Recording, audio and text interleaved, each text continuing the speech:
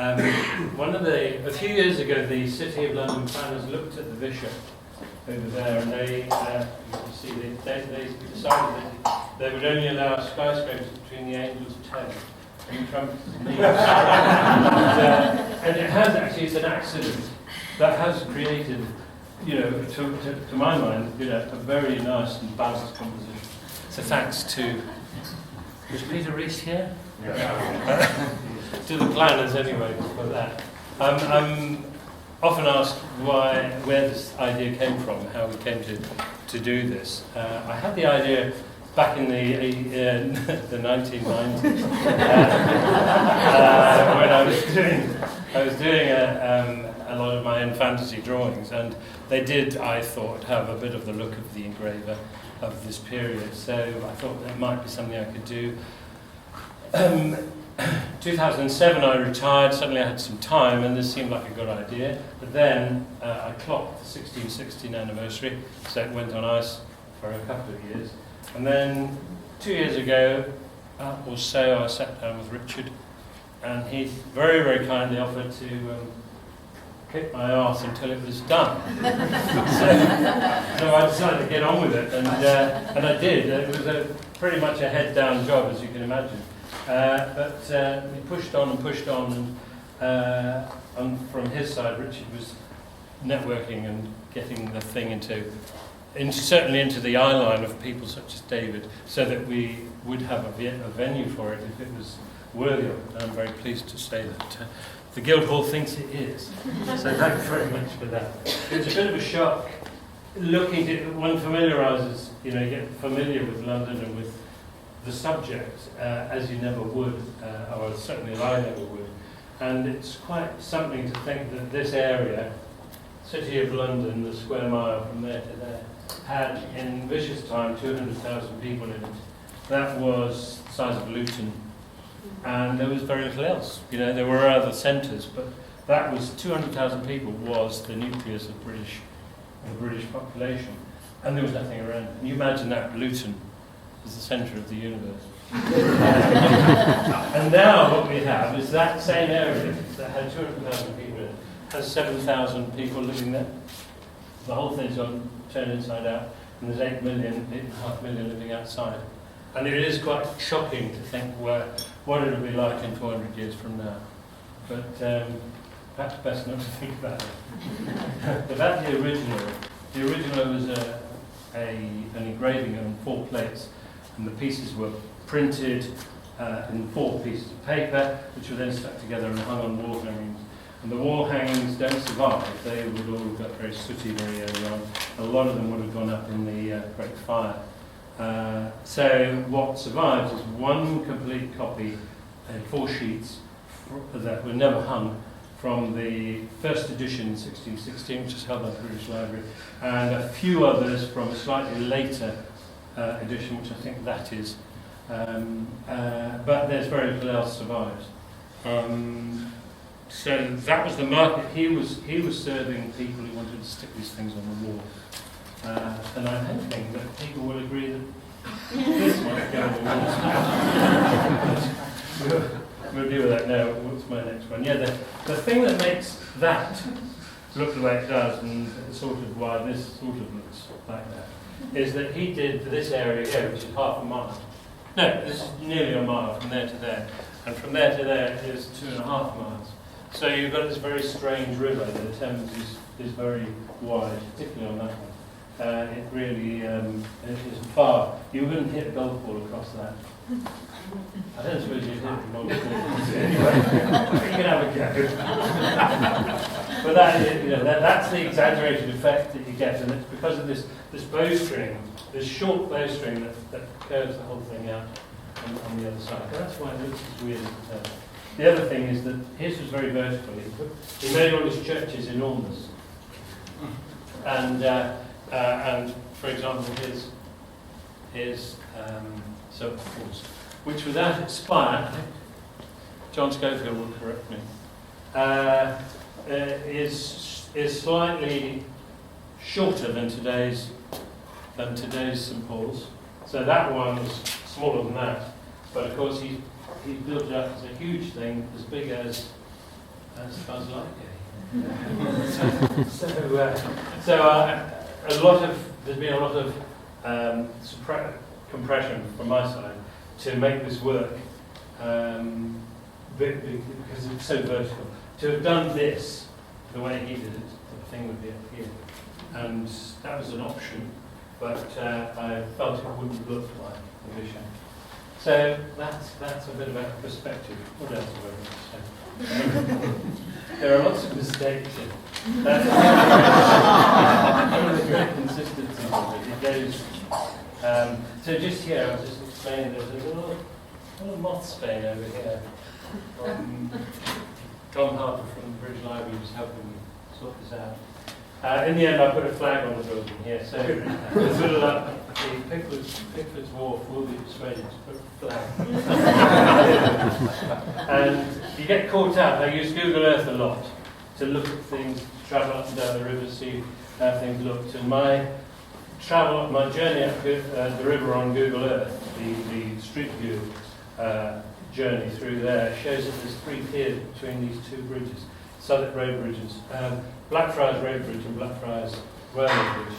There's an old bridge there with 3 piers sitting there. So I drew them in, and then I took another view of it all from the air and realised that when they built the new Blackfriars Bridge, that became 2 instead of 3. So I'm giving away that secret. But I do like to think that Visscher made plenty of mistakes as well, and every now and then, where he lived in Amsterdam, the streets rang with cries of anguish as they did in Twyford. I did actually look up a lot of swear words in Dutch, and it's amazing how many of them are exactly the same. I feel I have a lot in common with Visscher. There's a few things. Now, why did I highlight the Barrow Boy? Oh yeah, there's a few things that I was saying. I don't know why I put the Barrow Boy on this net, but there is a Barrow Boy here crossing the road. It was crossing the road 400 years ago. This is the Barrow Boy and Banker pub. Now, I think it's a coincidence that they named that pub gave that pub that name, but it's quite interesting, nice coincidence. What else was there I was going to... the Anchor pub, this is an interesting pub. This claims to have been there in 1614, so a couple of years before this was published. But a few years after the drawings were compiled for that one, because the interesting thing about that is that Visscher never came to London. He was given, so he worked from sketches by someone else. A little mystery about all that, which I'm not going to cover tonight, but it's an interesting tale. So that's why that pub is not in that drawing, because those drawings were done earlier. This pub, interesting thought that people sat in that pub and watched the fire 50 years later. I mean, it must have been a wonderful spot for fun. Quite warm, and you can watch it all. And you can watch all the their customers scurrying across in their little boats to get away from it all. One of the things about doing something like this is how you manage the paper. And as you can see, I haven't entirely succeeded in managing the paper through the process, but we will do this. Just been talking to David about how we can repair this and do it. But largely, this was very successful. A lot of work, a lot of rubbing out, a lot of sketching, a lot of leaning on this paper, managing it so that it would last and be in a reasonable state at the end was quite a task. And I discovered that to do this, to do something like this, you need a carpenter. Surprising. Where's the carpenter? Where are the carpenters? There's one and there's the other. But you do need somebody to create, I had a scroll box. That's a box that came together like a toilet roll, 2 toilet rolls, and you could open it up and work on it and then close bits of it and indeed pack the whole thing up and take it out and show it to people during the process. And so I'm very, very indebted to Graham for designing and building the scroll box that went with this, and indeed the frame. Now, it's not his fault that it looks like that. Just asked me to mention that. So, I'd like to thank him. I need to thank Richard for supporting me all the way through this and for getting us to where we are. Natalie and Vinnie Walker have designed all the quiz sheets that are going to be used over the next year or so, or the next year here, and the other supporting material that we had to get to where we are now. Simon Reynolds, my brother, turns out to be a bit of a genius in that he has converted this image and this puzzle into a game that you can play online.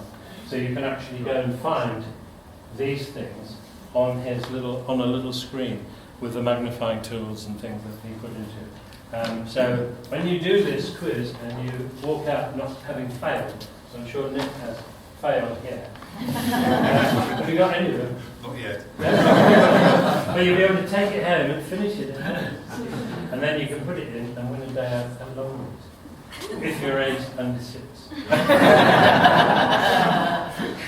So, Mike Patterson, I must thank the London Historians, interesting people, the London Historians. This is an organisation that Mike Patterson pulled together 5 years ago, and it's now this thriving club, association of London enthusiasts, historians, and just people who are interested in what goes on in the city. And he's been very, very helpful. Interesting thing about Mike, he and I spent our formative years in the same 5 square mile patch of Africa, middle of nowhere. As we discovered, he was brought up, he went to school where I was brought up, weird. So, and here we have this strange interest in London, sort of thousands of miles away. There are people who aren't here, the Rice Museum have been very helpful. David Pearson, indebted to him for coming to see this in a preview form as a prototype at the Reform Club in September and saying, yeah, we would like it. I think that's what you said. Anyway, here we are. Sonia Salikari, not here today, but she's the curator of the gallery and been very, very helpful. Graham, Rob, John Schofield, the City of London architect, has been very helpful. David Caudry, not here tonight. Peter Barber, Peter Rees and Peter Ross. Peter Rees is the former City of London planning officer, incredibly helpful and supportive. And Peter Barber and Peter Ross from the London Topographical Society. Eden Phillips, who's a creative character, who was very supportive. Susan Hurrigan, who was a curator, conservator who advised us on how to look after the paper through this process. Tom Harper from the British Library has been great supporter. Thanks, Tom. And I'm going to call it there. The other great supporter is my wife Jill, who has been eating off her lap for the last 2 years. While I turned the dining table into a sort of aircraft carrier to destroy. So thank you very much. And the last thing I say is, if you haven't had enough of this drool, I will. Mike is having an event here in March, March the 8th, where you get more of me talking about what a bastard Visscher was. He was a very, very unpleasant character. And also about this mystery of how that came about if he never came to London. So I'm happy to, I'd be happy to talk to you if you can bear to come along. Thank you very much for being here.